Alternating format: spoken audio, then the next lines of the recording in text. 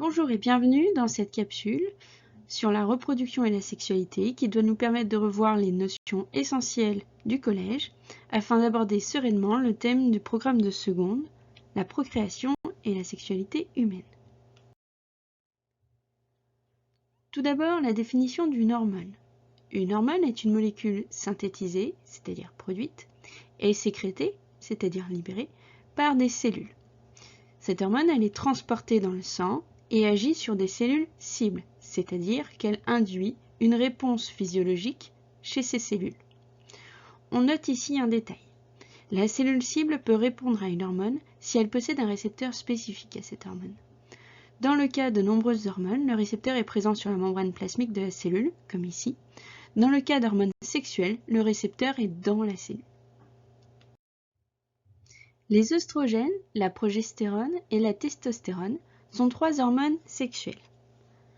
Ces hormones sont produites par des organes reproducteurs, respectivement les ovaires pour les œstrogènes et la progestérone, et les testicules pour la testostérone.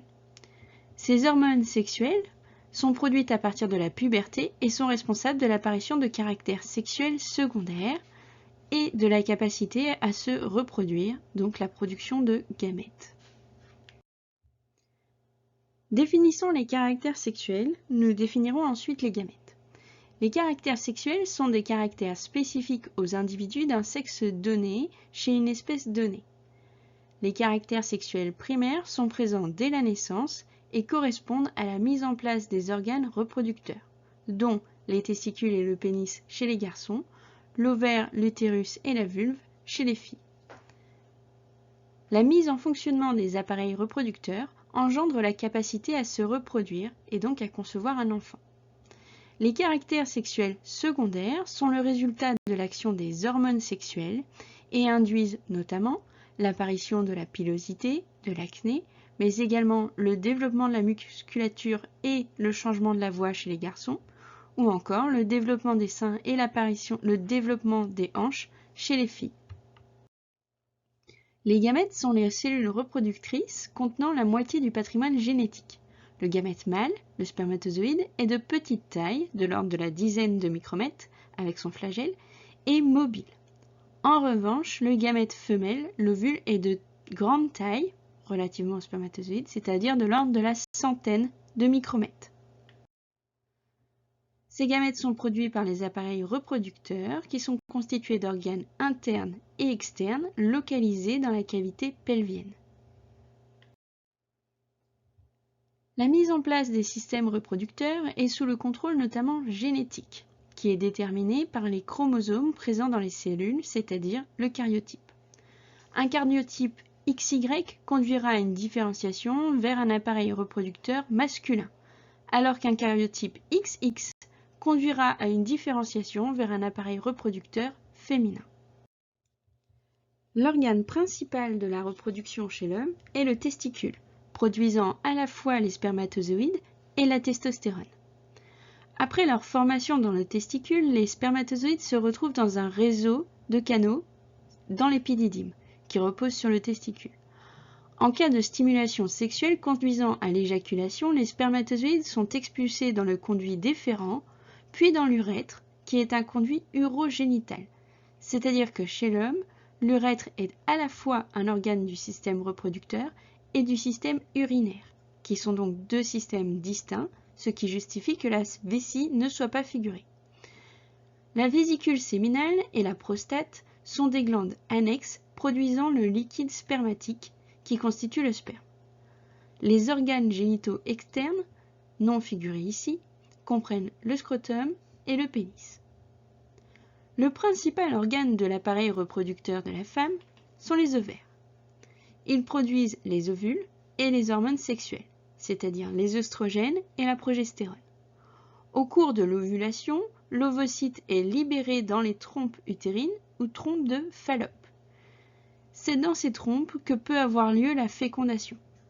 Elles sont reliées à l'utérus, organe creux pouvant accueillir l'ovule fécondé. L'utérus se termine par une partie étroite appelée col de l'utérus, reliant le vagin. Les organes génitaux externes, c'est-à-dire à l'extérieur du vagin, constituent la vulve, et comprennent notamment le clitoris. La paroi de l'utérus est épaisse et sa première fonction est d'accueillir et nourrir l'ovule s'il est fécondé. Si au contraire la femme n'est pas enceinte, une partie de la paroi dégénère environ tous les 28 jours, donnant lieu aux menstruations ou règles. Si la production de spermatozoïdes est relativement continue, à partir de la puberté chez l'homme, la production des ovules chez la femme est différente. La capacité à libérer des ovules commence généralement à la puberté et cesse à la ménopause, autour de la cinquantaine. De plus, on observe généralement un cycle menstruel, c'est-à-dire une série de modifications subies par une partie de la paroi de l'utérus. En moyenne, ce cycle dure autour de 28 jours, mais il est en fait assez variable, de 21 à 40 jours. Lors des premiers jours du cycle, la paroi de l'utérus dégénère, provoquant des saignements qui constituent les règles. Après quelques jours, la muqueuse utérine se reconstitue, il y a la mise en place notamment de vaisseaux sanguins et de glandes. La muqueuse devient épaisse et est richement approvisionnée en sang. À la fin de cette phase, autour du 14e jour, a lieu l'ovulation. La dernière phase est caractérisée par une augmentation de la vascularisation et la sécrétion de nutriments par les glandes. En l'absence de fécondation, les vaisseaux sanguins de la paroi utérine changent et la muqueuse se dégrade de nouveau. Ce cycle est sous le contrôle des hormones, œstrogènes et progestérone, dont la quantité dans le sang varie au cours du cycle et contrôle les changements notamment de la muqueuse utérine. Les règles apparaissent lorsque la quantité de ces hormones diminue dans le sang. La concentration de ces hormones dans le sang est sous le contrôle du cerveau. L'infertilité, masculine ou féminine, se traduit par des difficultés à concevoir un enfant. Selon les causes d'infertilité, un professionnel de santé peut proposer la mise en place d'une PMA, c'est-à-dire une procréation médicalement assistée. Il est possible d'avoir recours à des traitements hormonaux qui vont stimuler la production de gamètes et donc permettre un prélèvement. Le prélèvement de spermatozoïdes peut conduire, après traitement, à une insémination artificielle. Une autre méthode, la FIV, met en jeu une fécondation in vitro, c'est-à-dire la fécondation d'un ovocyte par un spermatozoïde en laboratoire, avant transfert des embryons dans l'utérus. Le contrôle de la reproduction permet d'éviter une grossesse par des pratiques de contraception. Les méthodes de contraception peuvent être basées sur la connaissance du fonctionnement des hormones sexuelles. Par exemple, la pilule contraceptive ou implant hormonal bloque le cycle ovarien. La pilule du lendemain ou pilule d'urgence agit également sur le fonctionnement hormonal. D'autres méthodes, comme le stérilet, empêchent la nidation, c'est-à-dire l'implantation du jeune embryon dans la muqueuse utérine. Si un grand nombre de contraceptifs sont destinés aux femmes, il existe également des moyens contraceptifs s'adressant aux hommes, comme la pilule masculine, également basée sur des hormones, ou encore le préservatif masculin, qui empêche la rencontre des gamètes.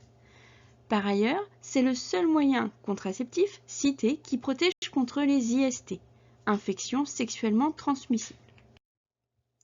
Tout rapport sexuel ne conduit pas à la naissance d'un enfant. Vivre de manière accomplie sa sexualité nécessite notamment de prendre des précautions. La première d'entre elles est de respecter soi-même et son partenaire. D'autre part, des infections sexuellement transmissibles constituent un risque lors d'un rapport sexuel. Il faut savoir que la meilleure des protections reste la prévention, qui passe par le port du préservatif et le dépistage. Par exemple, 2 pathologies induites par des infections sexuellement transmissibles sont le VIH ou encore l'hépatite B, qui sont des virus. Enfin, chlamydia, une des infections bactériennes sexuellement transmissibles, est relativement fréquente, car la contamination passe relativement inaperçue la plupart du temps, car il y a peu de symptômes, voire pas du tout. En revanche, les complications sont importantes. Les infections à chlamydia sont une cause principale d'infertilité chez la femme. Je vous remercie pour votre écoute. À bientôt.